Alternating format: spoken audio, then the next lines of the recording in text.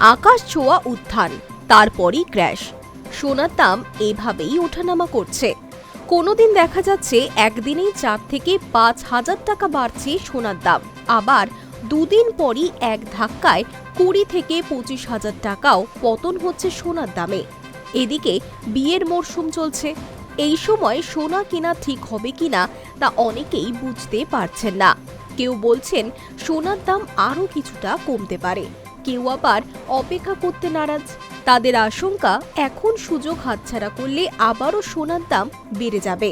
সত্যি কি আরও সোনার দাম কমবে, নাকি এখনই সোনা কিনে ফেলা উচিত? সোনার দাম বাড়তে বাড়তে 1,70,000-এর কাছাকাছি পৌঁছেছিল, সেখান থেকেই পতন। ফেব্রুয়ারির গোড়াতে দাম 1,35,000 থেকে 40,000-এ নেমে এসেছে। মার্কেট এক্সপার্টরা বলছেন সোনার দামে আরও পতন হতে পারে। এর নেপথ্যে একাধিক কারণ রয়েছে। অন্যতম কারণ হচ্ছে আমেরিকাকে ঘিরে অর্থনৈতিক উন্নয়ন। মার্কিন প্রেসিডেন্টের বাণিজ্য নীতি, পাল্টা শুল্কের চাপের কারণে মার্কিন ডলার ক্রমাগত শক্তিশালী হচ্ছে। আর যখনই ডলার শক্তিশালী হয় তখন সোনার দামে পরিবর্তন হয়। বিনিয়োগকারীরাও সোনার বিনিয়োগ থেকে সরে আসেন, ফলে চাহিদা কমায় সোনার দামও নিম্নমুখী হতে থাকে। সোনার দাম বাড়ার সবথেকে বড় কারণ ছিল বৈশ্বিক অস্থিরতা। একাধিক দেশের মধ্যে সংঘাতের কারণে বিগত কয়েক বছরে বিশ্ববাজারে চূড়ান্ত অস্থিরতা, টালমাটাল পরিস্থিতির সৃষ্টি হয়েছিল। এর কারণেই বিনিয়োগকারীরাও সুরক্ষিত বিনিয়োগ হিসেবে সোনায় বিনিয়োগ করছিলেন। স্বাভাবিকভাবেই সোনার দাম বেড়ে যায়। তবে সাম্প্রতিক সময়ে কিছুটা হলেও শান্ত হয়েছে বিশ্ব।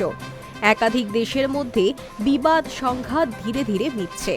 এর প্রভাব দেখা যাচ্ছে স্টক মার্কেটেও। অনেক বিনিয়োগকারীরাই যারা সোনায় বিনিয়োগ করেছিলেন তারা আবার সেই টাকা তুলে নিয়ে শেয়ার বাজারে বিনিয়োগ করছেন। একে প্রফিট বুকিং বলে। এই বুকিংয়ের চাপে এবার সোনার দাম কমায় সমূহ সম্ভাবনা। তবে প্রশ্ন উঠছে, কমলেও কতটা কমবে সোনার দাম?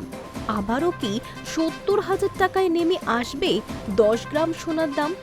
বিশেষজ্ঞরা বলছেন যেভাবে বিগত কয়েকদিনে প্রায় 20,000 টাকার কাছাকাছি সোনার দামে পতন হয়েছে, তাতে অন্তত 70,000-এর সোনার দাম নেমে আসা অসম্ভব নয়।